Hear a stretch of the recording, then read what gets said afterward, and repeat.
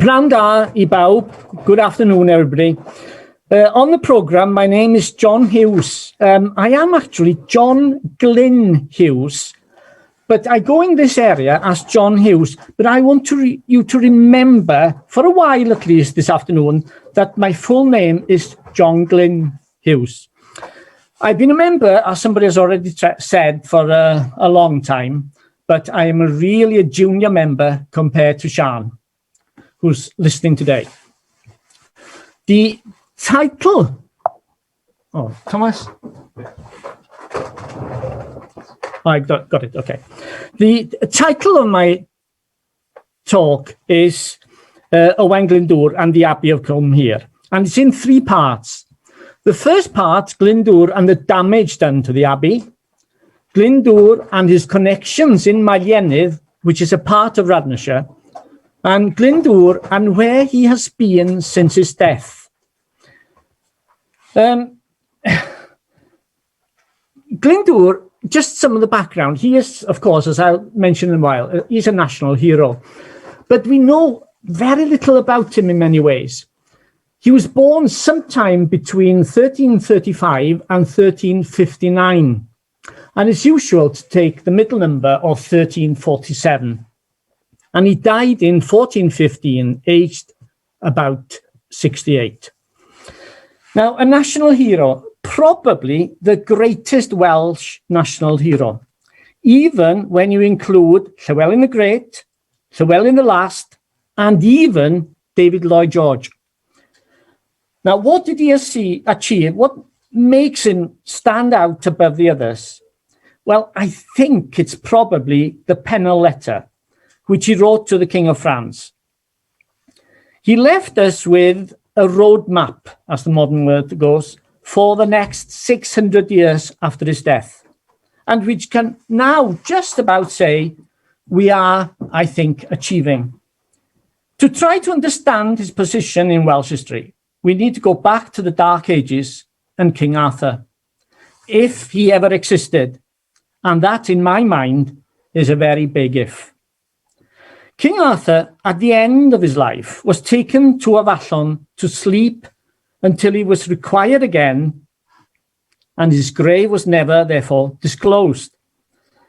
But those who took him away made a promise of another coming in the form of a mab darogan. That's the predicted or the promised son. And Owain Glyndŵr became this mab darogan, the promised son. And like Arthur, when he died, the location of Glyndŵr's grave was never disclosed, so that he could rise again. Obviously, it's all a myth. But was anybody influenced by this myth? Did anyone believe the stuff? Well, even if people didn't believe it, they certainly feared it. Henry VII, for example, called his eldest son Arthur. And if he had lived, there would have been another King Arthur. Many expected there to be a mab darogan. They expected a Glyndŵr. And when he came along, he was a perfect fit for the job. Now, let's leave the myths and so on for a minute now and go on to more practical things, which is the first part of my speech. The assertion that Glyndŵr attacked and seriously damaged the Abbey of Cwmhir. Now, in 1537, John Leyland, a really trustworthy character who was accurate in his descriptions of everything right throughout, and he was commissioned by Henry VIII, to survey all the abbeys. And he visited the Abbey of Cwmhir to assess the value before the dissolution. He found the abbey in a poor state and occupied by the abbot, John Glyn, and 3 monks. I hope you've remembered my name that long. Leyland, in his itinerary for 1536-39, wrote about Cwmhir, all the house was spoiled and defaced by Owain Glyndŵr. It was the abbot John Glynn who testified that the abbey had been destroyed by Glyndŵr. But was this John Glynn trustworthy? Unlike me, or indeed, and there are many of us, John Glenn, the first American to circle the Earth in space. Well, Glyndŵr's revolt finished 120 years earlier, so surely there had been time to do some repairs. Leland believed John Glynn, and this was really a mistake. He was not a reliable person. He had been expelled for misrule at Cwmhir Abbey, Dolgellau. But in 1524, he was appointed the abbot at Abbey-dor, where he proceeded to squander the financial resources of the abbey. It was also claimed at Abbey-dor that he lacked any stability and was removed from the abbey in 1528. But despite this, he was appointed the abbot of Cwmhir in 1535. Now, a very unreliable witness, an untrustworthy witness for the trustworthy Leland to talk to. Henry IV, however, early in the war in 1401, had desecrated the Abbey of Stratford, Florida, and used it as a military base. The monks were deemed to be sympathetic to Glyndŵr, so they were evicted from the monastery, which was then plundered. So we may wonder that did Glyndŵr attack Cwmhir despite the fact that the citizens were generally supportive of the Welsh? Was it payback time for Stratford, Florida? And those in power at Cwmhir were perhaps an anti-Glyndŵr disposition, and he wanted to install personnel more supportive of his views. It's quite possible, and the damage was enough to give the corrupt John Glynn the opportunity to point a finger at Glyndŵr in 1537. We shall never know the full answer. On the other hand, with Mel and Jackie on the case, who knows? Let's move on to another part of my talk, and this one involves Glyndŵr and his connections in Meilienydd, which is a part of Radnorshire. Now, I've put a map on the screen here now, and Radnorshire, as we all know, is in this area here, and you've got Llanidloes and Llangurig and Rhedr, Cwmhir in that space there.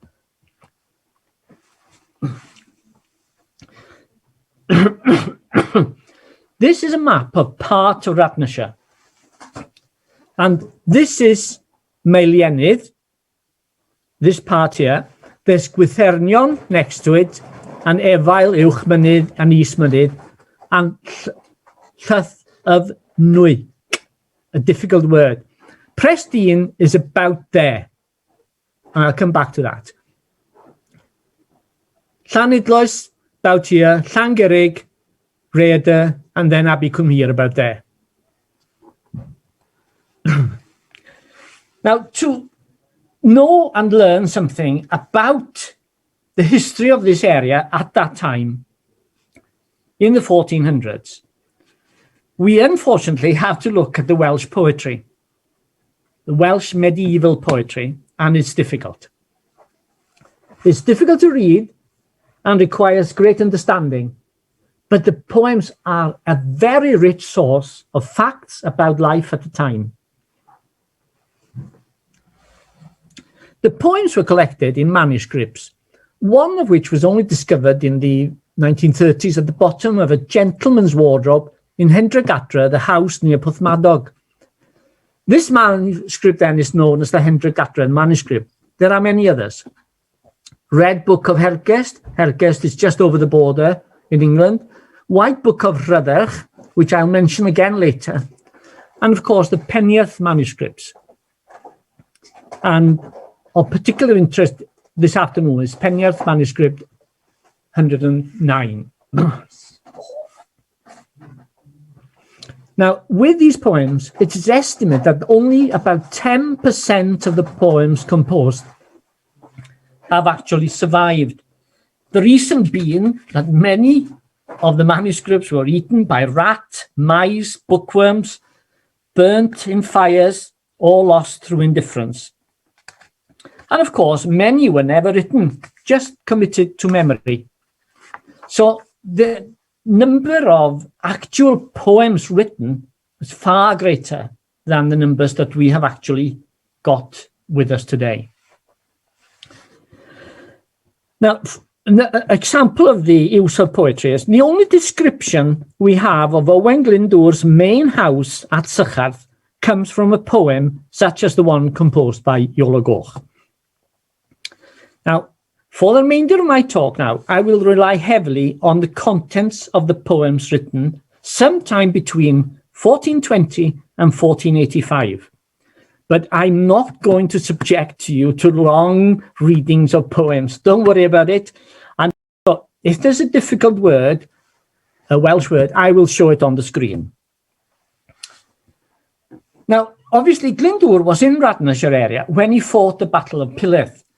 So he and his army were in the neighbourhood a few days before and after the 22nd of June, 1402.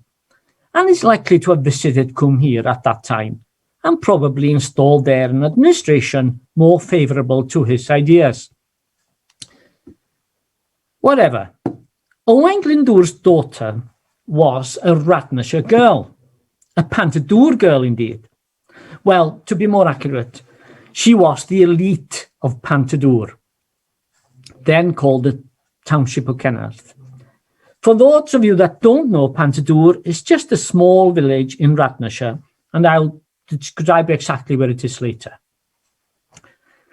We know about Gwenllian and the fact that Owain Glyndwr was her father because there are numerous poems written at the time describing Gwenllian and her family at Kenarth, a place near Pantadŵr.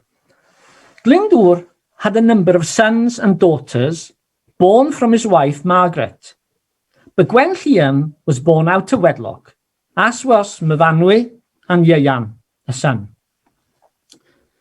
We know of 3 poets who wrote poems about Gwenllian and her family.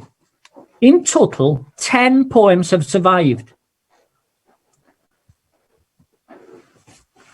Now, the 3 main poets are, if you look on the left, Llawdden, Lewis Glyncothi and Ieuan Gyfanedd.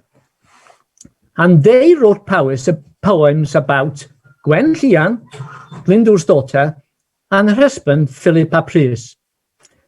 Now, Llawdden wrote numerous praise poems, including one to Philip, Gwenllian, and their 5 sons. And this gives us immediately, oh, right, they've got 5 sons. Lewis Glyncothi wrote praise poems to Philip ap Rhys and Gwenllian, and then a request poem to Gwenllian for a bed and items of clothing. Now, the reason for this poem is that Lewis Glyncothi took up with a woman, a ferocious and demanding woman in Chester. But the lady soon kicked him out, but kept his bed and some items of clothing, including the belt to hold his trousers up.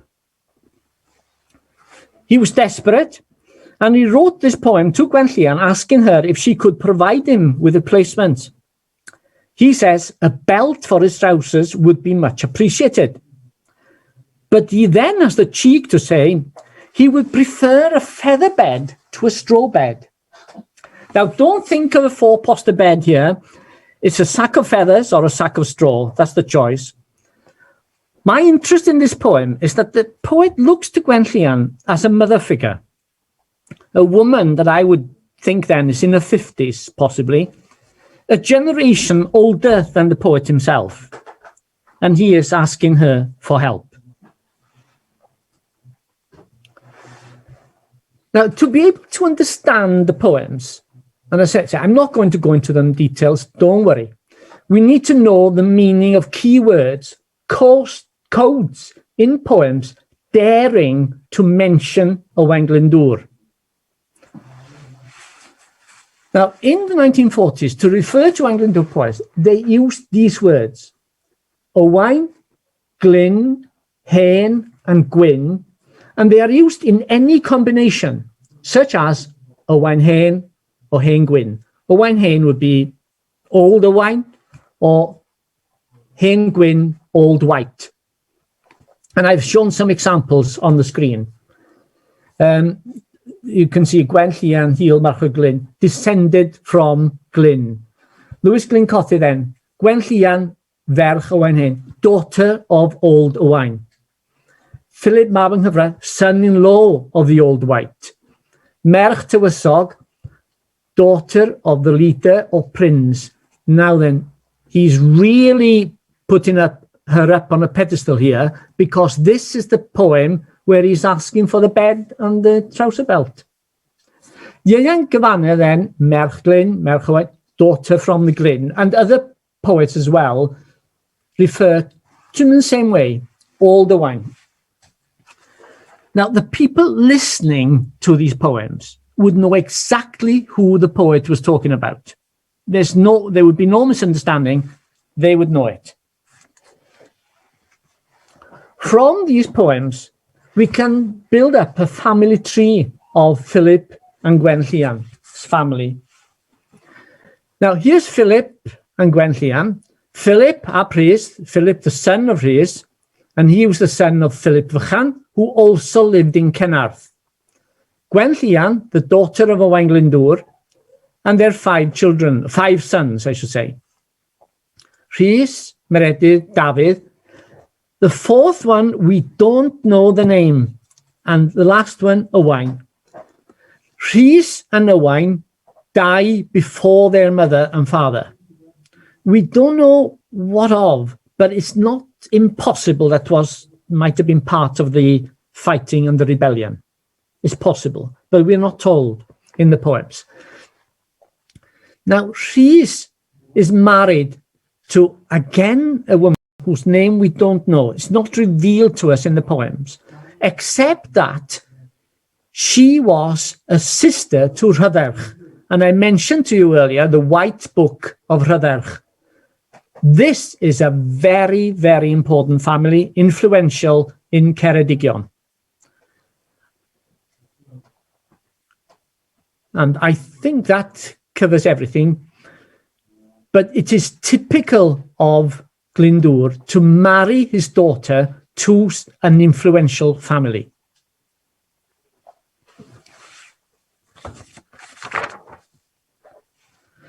Now, from the poems again, we have given the exact description of the house of Cenarth.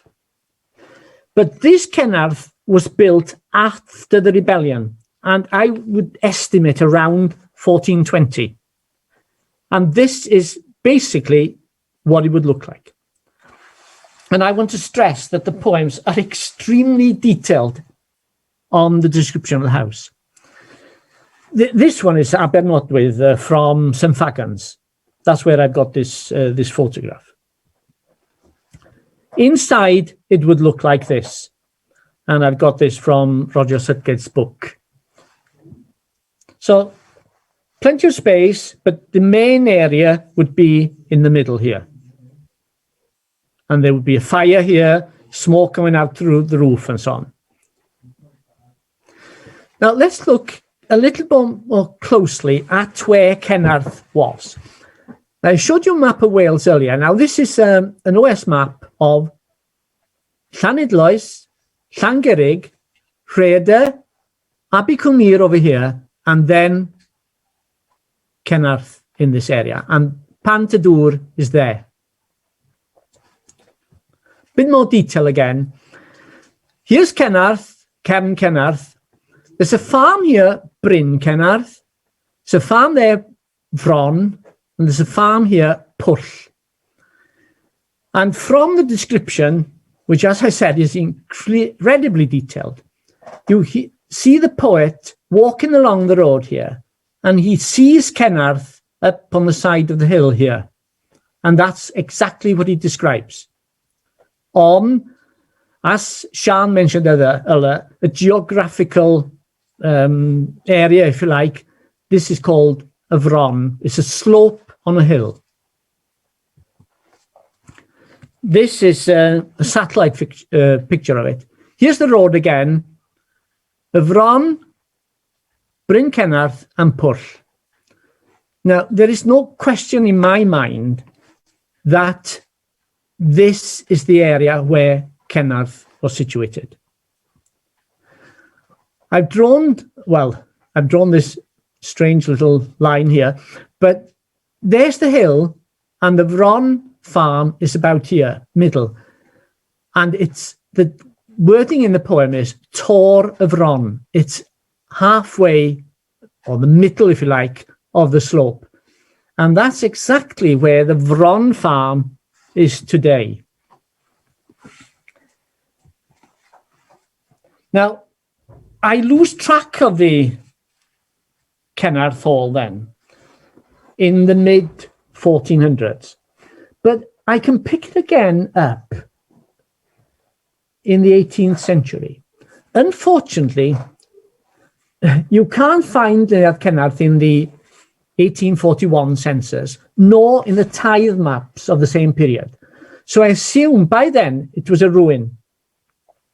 However, Meredydd Price, gent, note, of the Fron, still the same word, except that in Welsh is with an F, in his will dated 1743, gives his land to his son Edward Price and his grandson, also called Edward Price.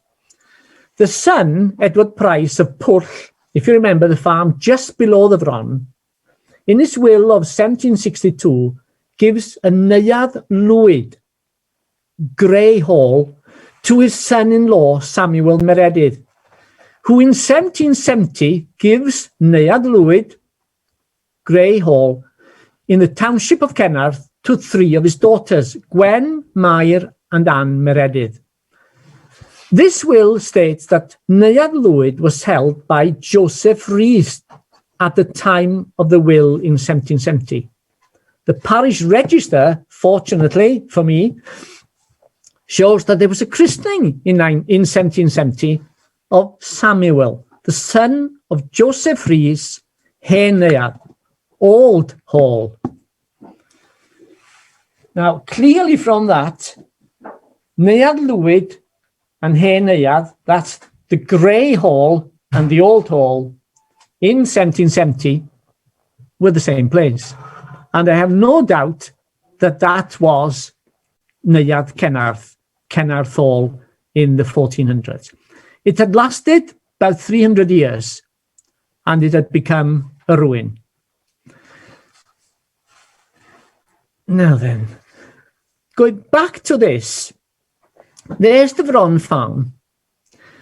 Now, from the family tree, you could see that Philip's grandfather was mentioned as living in Kennarth. Well, in my opinion, it would have been before then, 1415, before the end of the rebellion. And that Kennarth Hall would have been a platform house somewhere there. And then the Kennarth Hall itself, the new Kennarth, if you like, built in about 1420, would have been over here somewhere there. When the Kennarth Hall that I showed you a picture of just now, when that began to become a ruin, the wood rotting, etc., they built a stone house just here, where the old original Kennarth was. And then, in recent years, they've rebuilt a stone house over here. So that's a history, and the 1400s are clearly listed in the poems and beautifully described. So one thing I want you to take from this now is the accuracy of these poems when you study them in great detail. Now, there is one problem for me in all this, and that is, how old was Gwenllian in 1415? Was she living at Cenarth at the end of the rebellion? Now, Glyndŵr himself was born sometime between 1335 and 1359, but we've taken like almost the average and landed on 1347. And that would make him 68 in 1415. Now, people may dispute this, but he might have been past his prime for certain duties at that age. Gwenllian's siblings, we know, were born within and outside wedlock, were known to have been born before 1395, which makes me think, well, so was Gwenllian. Her husband, Philip ap Rhys, fought with Glyndŵr, and that's again in the poems. So he must have been at least 20 by 1415. So perhaps was he the same age as Gwenllian? Glyndŵr ensured that all his daughters, including Gwenllian, were married into very influential families. So makes me think he was about when she married Philip ap Rhys, which was an extremely influential family with connections in Ceredigion. The image I get from all three poets composing their poems in the middle part of the 1400s, about 1440, say, they paint a picture of Gwenllian as a mature woman by then. So indicating again that she was born before 1400. The Wars of the Roses, which started in 1455, don't seem to be mentioned in the poems about Gwenllian and her family. So that doesn't really help us. But overall, I would conclude that she was born sometime between 1380 and 1410 at the latest, and on balance, probably before 1400. So she could well have been married and living at Cenarth in 1415. And that's all I can say there.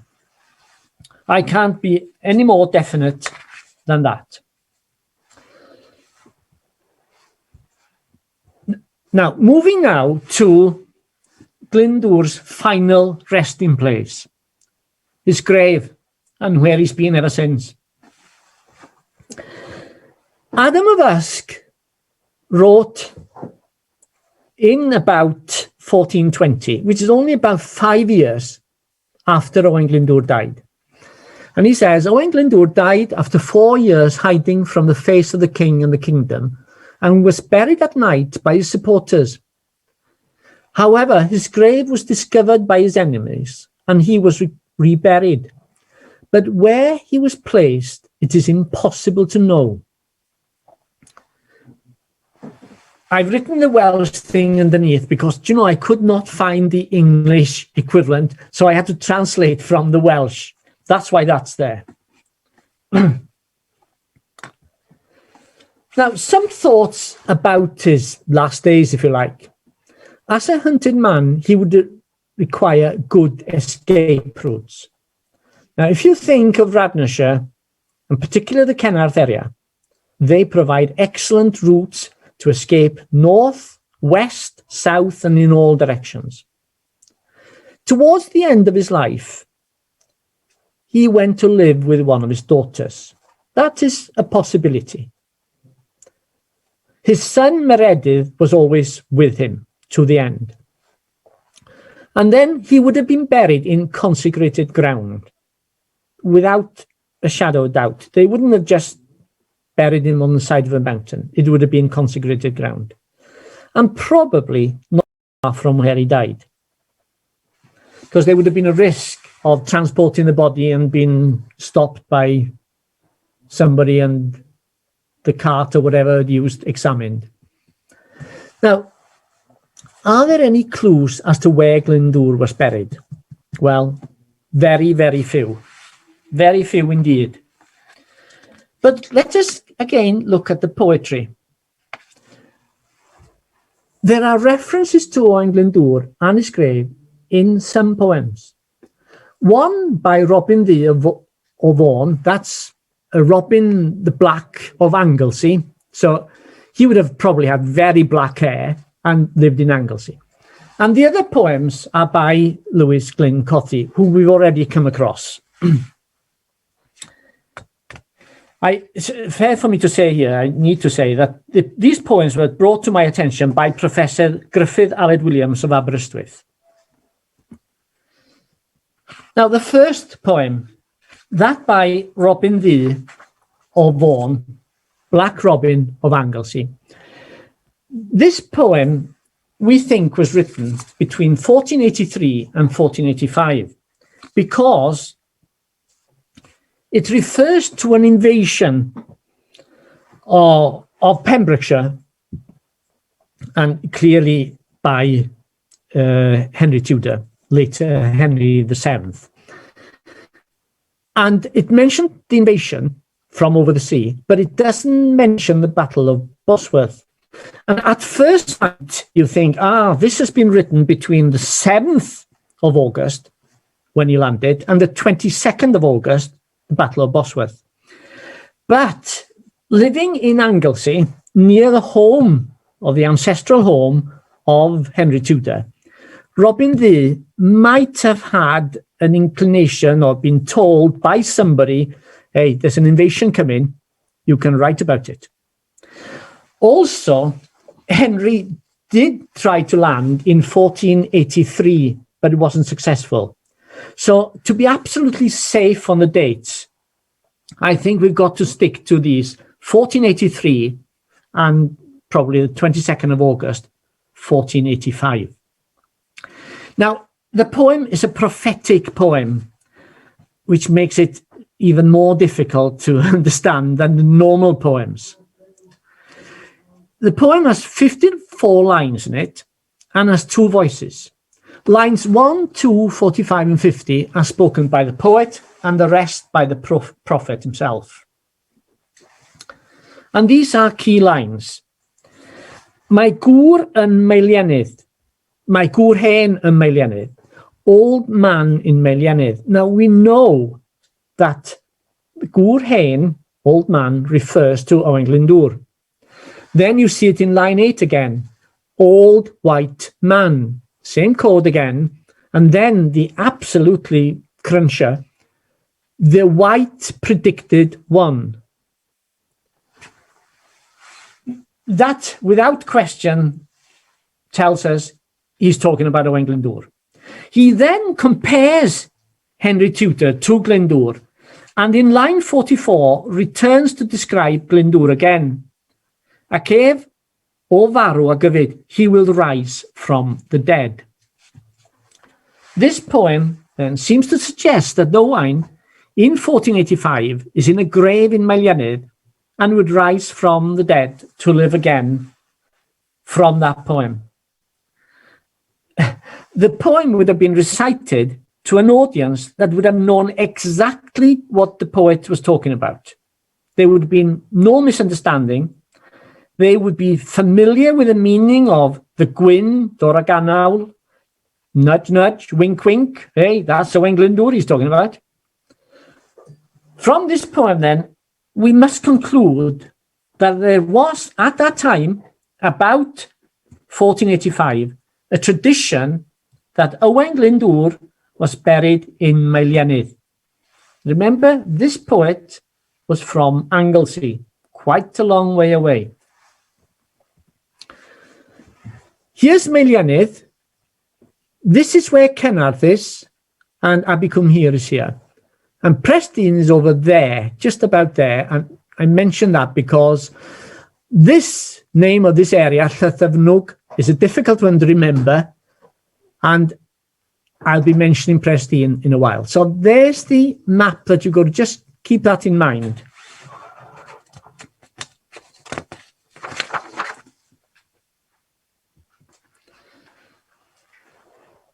Now, there's another poem then by Lewis Glyn Cothi. And there's a line in that poem. It's a praise poem to Meredydd ap Dafydd Vychan from Lynwent, Llanbister. Now, many of you know where Llanbister is, it's in Radnorshire and it's in Meilienydd.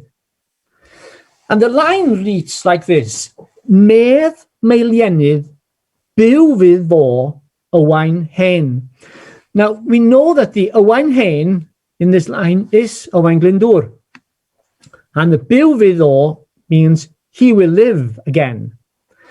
And Meilienydd, we know, it's an area in Radnorshire. Now, this word medd has three possible interpretations. Mead, or medd, as in meddai, speaking, and medd, a mutation of bedd, which is another word, well, which means grave. Now, you've got to imagine now that hall, that Cenarth Hall that I showed you earlier. It's dark, it's night, there's a fire in the middle, the smoke is whirling its way up to the roof and out into the sky through a hole in the roof. But it doesn't always all manage to get out to the hall. And some of it goes back in. So it's a very cloudy, noisy atmosphere with at least about 30 people sitting and standing around the edge of the hall and the fire burning in the middle. And the poet is then called forward. He's called forward to entertain this audience. And he wouldn't be reading his poem as though he were reading a verse from the scriptures. He wants to get some fun out of it as well, and yet put over a serious point.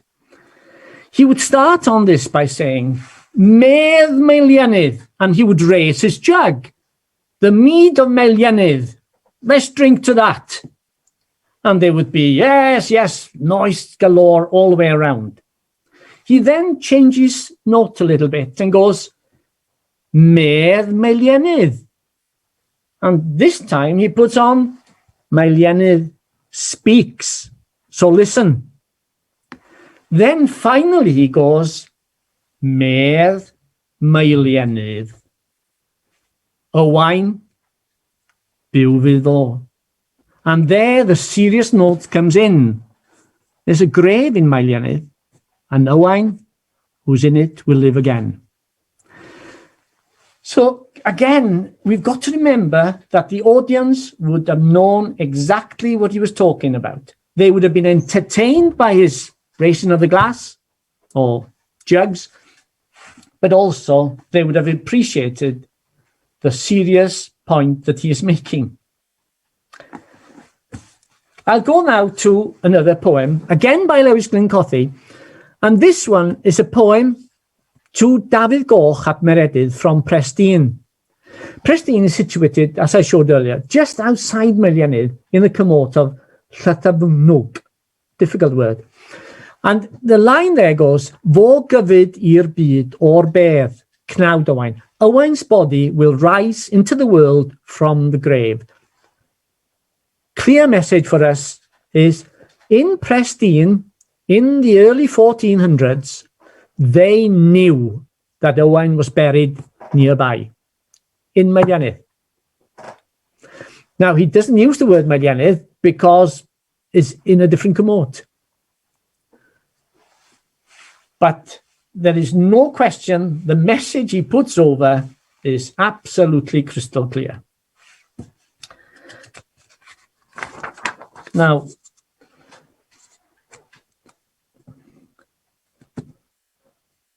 we can, as I've said, assume that it was a tradition in Meilienydd that Owain Glyndŵr was buried in Meilienydd. That's all we can say. It's a tradition. We don't know for certain that he was there.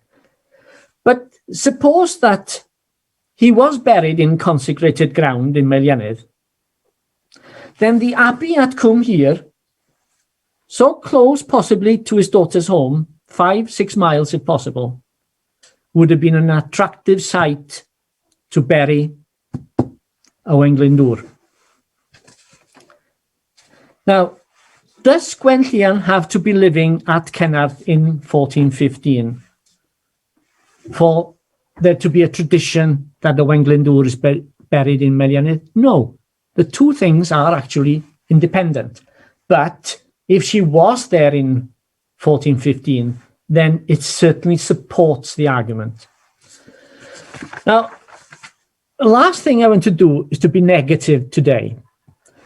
But I want to draw your attention to just this. You know, there's a tradition that Owain Glyndŵr was buried in somewhere in Herefordshire. And that comes mainly from a note written by Robert Vaughan, Hencwr Dolgella, a really excellent historian. The note would have been written about 1640, thereabouts. And in it, it says, death put an end to Owain's life and misery upon the eve of St. Matthew, 1415. Some say he died at his daughter's Cutmores, others at his daughter's Monington's house. Now, this was written 200 years after Glyndŵr's death. The poems were written a couple of decades after his death, and perhaps should carry more weight. And I think that whenever anywhere in Hereford is mentioned as a possibility, orally or in writing, then so should Radnorshire be mentioned. Thank you very much, everybody, for listening.